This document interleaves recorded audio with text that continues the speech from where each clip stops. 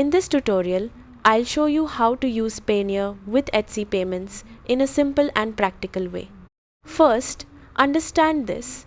Payoneer can be used to receive payouts from Etsy in certain countries by connecting it as your bank account for deposits.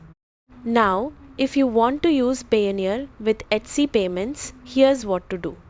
Start by creating and verifying your Payoneer account. Make sure your account is fully approved and you have access to your receiving bank details. Next, log into your Etsy account and open your shop manager. This is where you manage your finances. After that, go to Finances and then Payment Settings. This section controls where your payouts are sent. Now, add the bank details provided by Payoneer as your payout account. Enter the information carefully, exactly as shown in your Payoneer dashboard. Then, complete any verification steps Etsy requires to confirm your payout method. Once approved, your Etsy earnings will be sent directly to your Payoneer balance.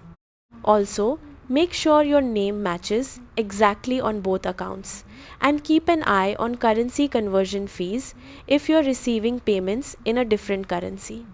That's it. By connecting Payoneer to Etsy payments, you can receive your payouts smoothly even if local bank options are limited.